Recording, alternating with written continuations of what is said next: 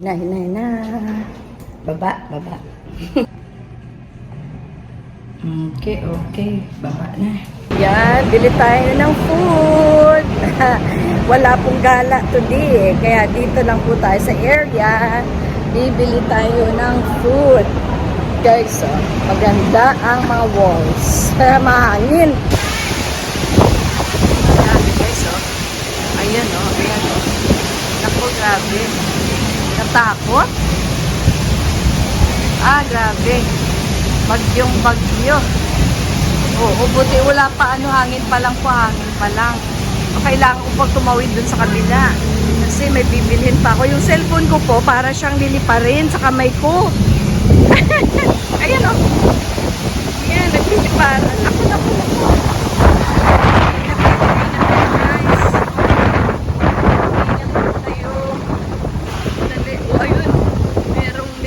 Yata.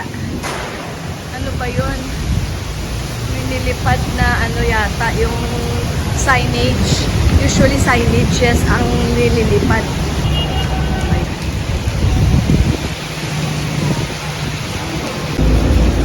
Ito na yung binili ko doon. Oo, para mabilis. At hindi na makapamalengke. Oo. Ito ganitong sitwasyon Ito na po at magluluto na po tayo. Ayan, may oil na po dyan. Okay, may oil na po yung ating Tapos nakikinig po tayo sa news kasi pag ganitong may bagyo, kailangan po natin talagang makinig sa mga news. Okay, yan. So, nagisa-gisa na naman po tayo kasi meron po tayong munggo. Yun po yung stash of munggo na nandito po sa bahay kasi hindi nga po tayo makapalabas.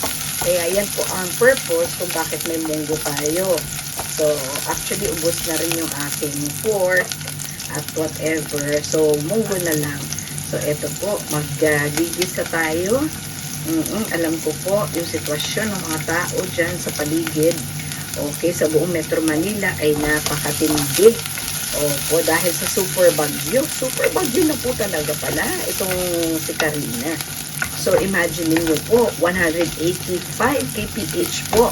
Okay, ang kanyang lakas at 200 plus na po yung kanyang bugso ng hangin. I think 230.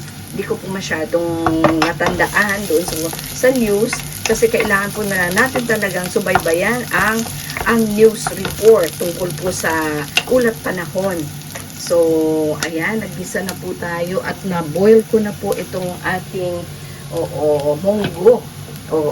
So, napakaganda. Mga lalabs, kung meron po tayong nakatago, kahit konti lang, actually konti lang po yung nakatago kong munggo. Kasi, yun po, napakasustansya po ng munggo actually. Konting itlog, ganyan. Pero at least, magpasalamat po tayo at meron tayong nakatago pa, nakaimbak dyan. Hindi man tayo makapunta ng supermarket, okay, meron pa naman po tayo. At ito, napakalaking tulong guys, yung aking in-air dry. Nilagay ko lang naman yung mga dahon dyan sa ref, tapos inisa-isa ko sila. Kasi ito, kahit na matindi ang sitwasyon ng panahon, meron ka talagang pag may isiniksik, ay may mahuhugot, sabi nga po. Mga lalabs, tingnan nyo, okay, diba? Meron akong ginisang munggo. Lalagyan ko ito ng sabaw. Pwedeng dadamihan mo ang sabaw actually. Tapos lalagyan natin siya ng malunggay leaves na dried. Hindi man siya fresh, pero ganun pa rin po naman yung mga sustansyang dulot niyan. At least may makakain ka sa araw na ito, diba? Okay. Yun po, kung pwede ko lang dalhan yung ating mga kapatid dyan na nasalanta, no? Syempre, ang problema naman natin yung transportation natin at wala tayong sasakyan. Okay. So, meron kami mga tuwalya dito, dried na tuwalya. No, hindi naman po namin ginagamit, pwede na yan namin ipamigay o doon po sa mga nangangailangan. At sa totoo lang po, si Simply Jane hindi gumagamit ng tuwalya. Oo, bakit po? Kasi meron po kaming pang ano sa buhok. Oo, na yun lang ang pinagdadry din namin sa buong katawan. O, simple lang nga no? Oo. So, pero may mga tuwalya. Oo, kung di na naman po ginagamit, bakit hindi pamigay, no? So, ayan po. Teka, kukuha po ako ng sabaw. Sasabawan natin. Marami pa yung makakakain yan. Okay. O, isang mug na tubig. Ayan. So, may sabaw ka na at lalagyan na po natin sa bandang huli. Ito, pinalambot ko na talaga yung ating munggo. So, masarap na yan siya. Pwedeng lagyan mo ng cubes kung meron kang cubes. Kung wala naman, asnan mo na lang. Lagyan ng pepper. Lagyan mo ng, may turmeric naman tayo dito. Meron na yang ginger. Okay, onions and garlic. So, masarap na yan siya. Pagkain po, hindi lamang sarap yung ating hinahanap. Yung hinahanap pa po natin ay sustansya. So, ito po. Kahit ganyan lang siya karami. Okay, marami ka pang natira. Tingnan nyo po yung aking dried na malunggay leaves. Okay? So, yan po ang aking kayamanan. Dito sa ating dampa. Okay. O, kamalig nga po, sabi ni kapatid na kamalig. Okay, idol kamalig. Mega love shoutout po. Yes, eto. Okay. So, itong aming unit po ay hindi po mansyon, ha? Parang kamalig din lang po. Okay. So, maliit siya. At, ligtas nga po kami sa bagyo at sa baha. Ang problema mo naman ay babagyuhin ka ng aso juice buwan-buwan. Kaya kailangan magsikap para mabayaran mo yung aso juice. Oo, yun po ang pambayad sa mga guards, sa mga janitors, at saka nagme-maintain. Okay, admin po na nagme-maintain ng buong community. Ayan, mga common grounds. Ayan po. So, meron na tayong pagkain sa araw na ito. Ayan. At doon naman po sa hindi kakain ng kanin, okay, meron po akong pin-repair. So, depende yan kung anong gagawin dito niya. No, yes, paggising ng aking Junakis. So, meron siyang ganyan. Pwedeng lagyan niya lang ng kanyang special ketchup at saka cheese. So, mac and cheese na po siya. Hanggang hapon, hanggang gabi na po iyan na ulam. Diba? Syempre yung munggo parang hindi kaaya-aya, no? Yung kanyang hitsura, okay, pero wag mong ismulin yan kasi napakasustansya po ng munggo. May protina, may lahat na ng mga minerals, at of course yung ating nilagay na malunggay. Doon nga po sa Kabisayaan, ang sabi raw po, matumba na yung bahay nila, wag lang po yung kanyang malunggay. Ganyan po nila kamahal ang kanilang malunggay. Kung sa Kabikulan naman, yung kanilang mga sili. So, by the way, wala palang sili ito, no? Pwede kong lagyan siya ng sili or pepper na lang. Okay, ito yung ating black pepper. Yes, lalagyan ko na lang ng black pepper. Pandagdag pa rin. May turmeric din po ako dyan. Okay, ayan nga po. At meron tayong nilagay na elbow macaroni. Ihalo po natin dito. Yan na po ang magsisilbing kanin. Diba? Hindi pa kayo nakakatikim ng ganyang klaseng luto. Ayan po, ang ginisang munggo. Ginisang munggo. Yes, of course, sa ginisa, maraming nakakaano dyan. At saka meron tayong malunggay. So, okay na yung ating breakfast in style. Simple lang. Yes, pero masustansya at masarap din po siya with elbow macaroni. Ayan guys, at dahil wala nga po akong chicken cubes, ang nilagay ko po ay turmeric. Meron pa akong turmeric dyan eh. Meron din akong oregano. So, nilagyan ko rin ng oregano powder. tapos turmeric, and then meron po tayong, ano pa nga yung isang nilagay ko? Black pepper, syempre. Ayan, at asin. So, masarap na siya guys. At masustansya pa. Yan, eto guys. At wag niyong isnabin ang tubig. Kasi ang tubig po ay napakahalaga sa ating katawan at kalusugan. Ayan, di naman po lagi kape o oatmeal o kung ano-ano pa dyan. Ayan po, yung aking gatas, i-refill ko naman. Kasi meron pa akong nakatago doon. I-refill ko dito at wala na tayo. Wala na rin tayong oatmeal. May sugar pa naman. Sugar pa din po iyon. Ito, bigas pa yan. Tsaka yan, asin.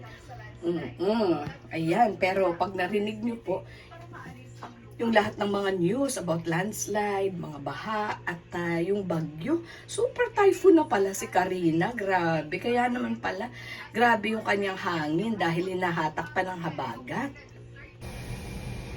Ayan guys, baba tayo sa ground floor. Tingnan natin kung ano nga nangyayari na doon.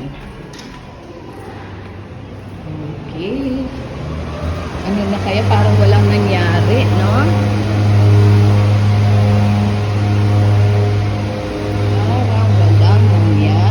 Pero alam ko maraming na stranded sa NAIA Terminal 3.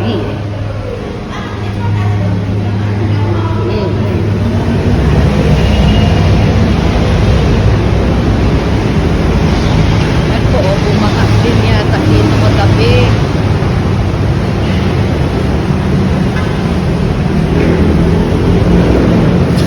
Hindi naman po pinasok ng baka. Pero for sure, dito po talagang bumaha.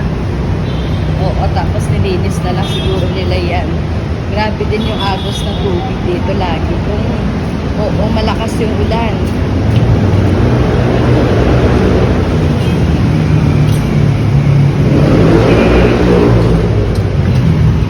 Tignan natin.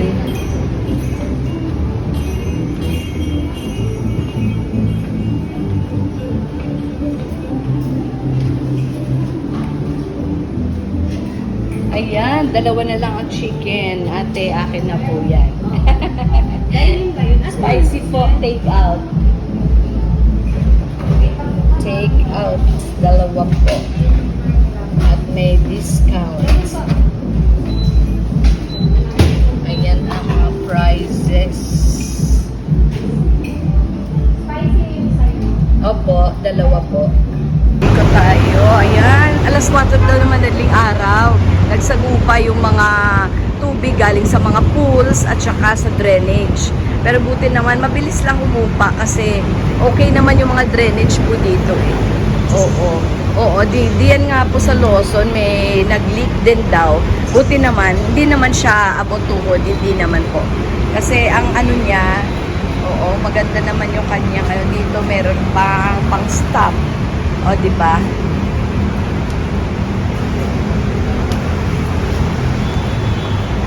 Ayan, tsaka kaaayos lang po nila ng mga ano dyan for waterproofing.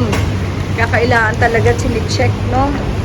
Oo, every now and then, chine-check yung waterproofing. Kasi yung mga basement, delikado din po. Oo, grabe. Oo, for sure, dito, binaha din po ito. Ayan. Ayan. Paano kaya yung basement? Tanong ko kay Kuya. Tanong ko po kay Kuya. Good morning, Kuya. Bumaha po sa basement. Paano po ang baha dito lang sa taas? Sa taas. May mga maganda naman po yung drainage natin, no? Biruin mo kung pinuno ng tubig yan. Buti naman hindi. Wala na po, marami sila mga babagyo po rito na yung po. Hindi naman. Yung drainage, yung basement ay hindi naman po inabot. Dahil maganda naman po yung drainage natin dito, Yan. Basta nagsagupa lang daw po yung tubig sa pool. At saka yung sa drainage. Thank you, Kuya. May mga sandbags, Oo. Pumasok ba yung tubig sa elevator? Hindi naman ba? Naagapan. Thank you, Kuya. Naagapan yung tubig dito sa may Oo, sa may elevator kasi may mga sandbags silang nilalagay. Ayan po. Naagapan. Buti na lang. Kaya importante po talaga yung magandang drainage system. Opo, para tumaas man yung tubig, madaling humupa. Ayan o, yung drainage na yan o. Oo, basta wag lang clog kasi pag nagtatapon tayo ng basura, ay delikado. Talagang makaklag siya. Oo, ayan po. Oh. Pero yun mo kung lahat ng mga sasakyan dun sa basement. Pero, oo, sa mga bagyo naman daw in the past, wala pa namang, hindi pa naman inaabot yung basement. Hindi pa pinupuntahan ng tubig kasi dito pa lang sa taas, oo, na na siya, naaagapan na po. Ay, nako. Oh, pero talagang basang-basa kasi yun, mataas nga po talaga. Yung mga signages na yan, yung mga ginagawa nila, talaga itinutumba na nila bago pa yung hangin. Oo, kasi yan usually yung natutumba ng hangin, yung mga signages na yan. Kita nyo po na putol. Pero ito, hindi yan siya itinumba. Talagang sinadya na muna. Oo. Hindi yan, mga signages na yan, itinutumba na talaga nila bago pa lumakas yung hangin. Ayan po, happy yung mga plants, no? Ganda, ayan po, umapaw yung mga, syempre. Nakita nyo po, Oo, yung tubig ay nasa na level. Yan, umapaw yan siya. Siyempre, saan ba yan pupunta? Hindi sa baba. Sa mga drainage. Ayan, umapaw yan. Nung mga alas 4 daw, nagsagupa. Yung mga tubig galing sa pools, hindi lang naman isang pool dito At ng mga swimming pool sa mga condo, syempre nag-overflow at nagpuntahan doon sa drainage. So, nagsagupa ang tubig sa drainage at saka pero mabilis nga pong humupa. Dahil maganda at malinis naman po yung ating drainage system. Salamat sa Diyos, ganyan. Pero, yun na nga wag tayong magtapon ng basura talaga.